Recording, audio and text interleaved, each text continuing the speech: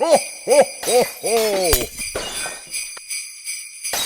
And Welcome back. welcome back to part 2 of our Sour Christmas Ale. Sour Christmas Ale. Tart Christmas Ale. asterisks. We'll see how sour it is. Ale. Yeah, we don't know how sour it's gonna be. We're not hoping- shooting for super shot Yeah, sour. we're hoping for like a more on the tart side. Real quick before we move on with the rest of the video, I just want to recap what Yep. we did in the last video. Yep. Started like a normal brew day, mashed. We brought it up to a quick 10-minute boil. We cooled it down to 95 degrees. Then we added the lactic acid to reduce the pH to 4.5. After that, we added the lactobacillus bacteria. Then over the weekend, we let it sit at 95 degrees while the lacto is doing its thing. We're hoping that we're down somewhere in the 3.5 range. That's kind of what we're shooting for. Yeah. So we should probably just take a pH reading. I also want to take a gravity reading just to make sure there isn't any beer yeast or anything else in here that actually fermented. We left the lid on this all weekend. I think we plugged that actually as well, so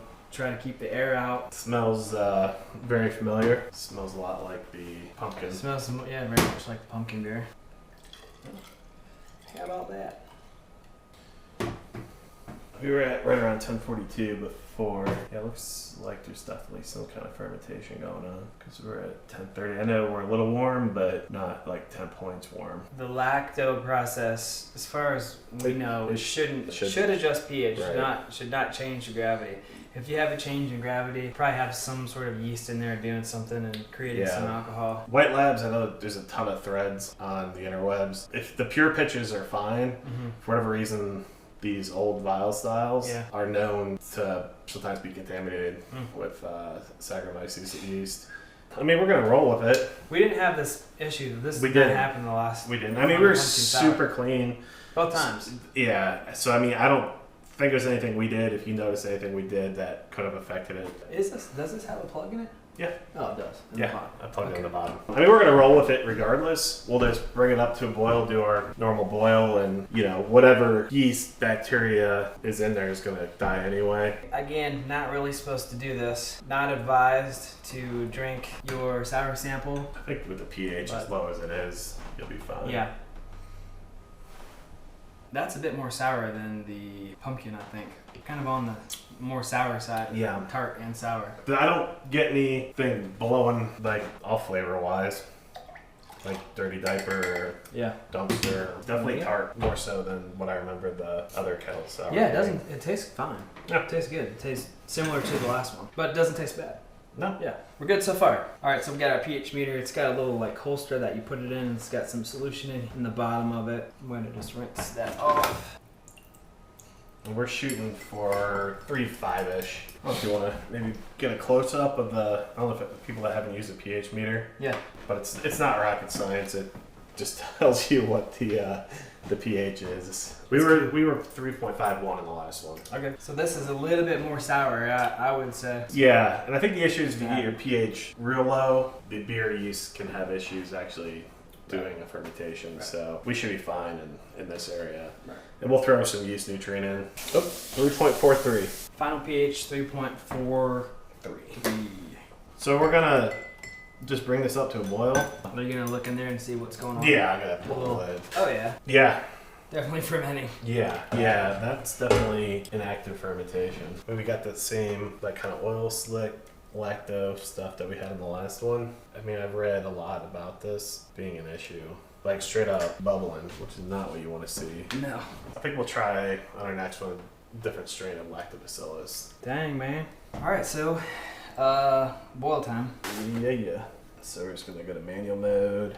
We're just gonna go up to 100%, and then we're gonna do our traditional 60-minute boil, which will kill the lactobacillus and also whatever else is in there doing fermentation. It'll still be sour. It'll still retain the sourness. It'll still have alcohol. Well, we're gonna basically boil it and get rid of the water, probably some of the alcohol, and then we'll have a new starting gravity at the end. It'll still have a decent amount. We're gonna add honey at the end, which is gonna bump it too. Right. 10 minutes, we'll throw in some yeast nutrient. 5 minutes, we'll throw in our spices. Flame out, we're gonna toss in our honey. Should be pretty simple brew day from here on out. We're basically just boiling, chilling, and fermenting.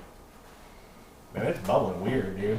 Look at that. All right, so we got 10 minutes left in the boil. We're gonna add our yeast nutrient, 2.25 grams, And then we're gonna add our spices, 6.5 grams of cinnamon and 1 gram of ginger. We kind of went back and forth on the ginger because the pumpkin was a little bit on the gingery side.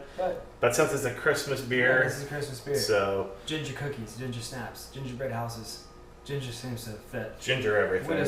We went full ginger on this one. We're gonna get our chiller hooked up and start getting that recirculating. Coming out of the brew kettle, down into the pump, through the chiller, actually back into the kettle here. Keeping it nice and clean on here. I'm not the cleanest. Been recirculating for about 10 minutes. Just gonna go ahead and kill the elements.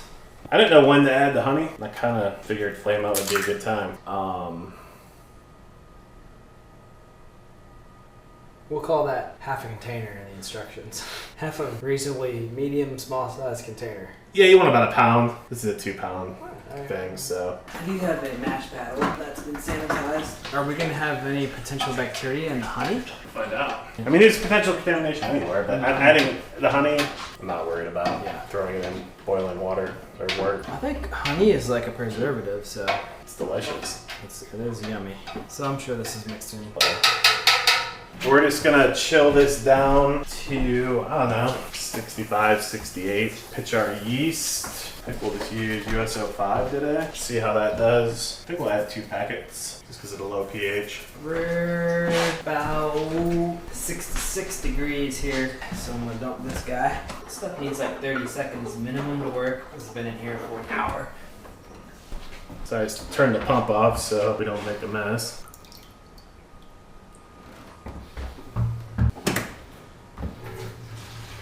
Can I get a quick sample? Get a gravity reading of that guy. Alright, so we're just going to take a gravity reading before we pitch the yeast. And we're a little above 11 bricks. It's at 1045, 1046 probably. A little bit lower than I had anticipated. But that could be to my honey measuring. It'll be fine. Yeah. Oh, on the floor too. Yeah, oh, totally on the floor. Dang it. I just cleaned that whole floor. This whole area right here, man. Can't take me anywhere. Gosh. Liquid retention mat is key. So we had a lot more volume than I was expecting, which is why our gravity's off. But we got an extra easy half gallon, if not more. All right. So I always sanitize the packets and then the scissors. Just sprinkle on the top is the directions for USO5, so you don't need to make a starter or mix it.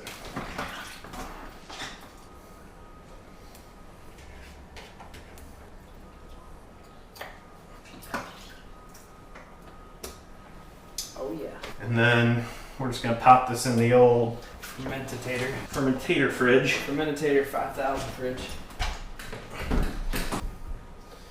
How well it's gonna stick because everything's a little wet, but This is just a standard like wine fridge from Home Depot that we've outfitted with a little, what is it, Johnson Controls or what is it called? It's an Inkbird. Inkbird. Johnson Controls work well too.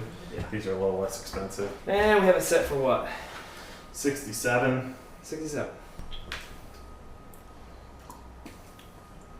I think it's a good tartness. Okay, thus concludes the holiday brewing session. It'll be good.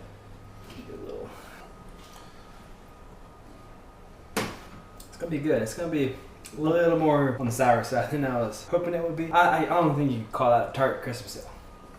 Tastes nice. It tastes good. It definitely has a little more of a pucker factor than the, which is funny because it's only a few, I think pH is linear now. Yeah, let's look at this. 3.6, mildly sour. 3.5, semi-sour. 3.4, definitely sour. We're at definitely sour. Yeah. Yeah, so whatever. I mean, there's nothing wrong with that. No, nothing wrong with that. It's gonna be good. Yeah. Nice. It'll be 5%, 4%, which Cool. is nice.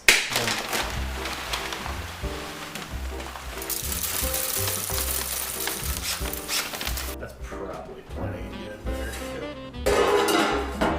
You're gonna start adding your lactic acid. Something like that, yeah.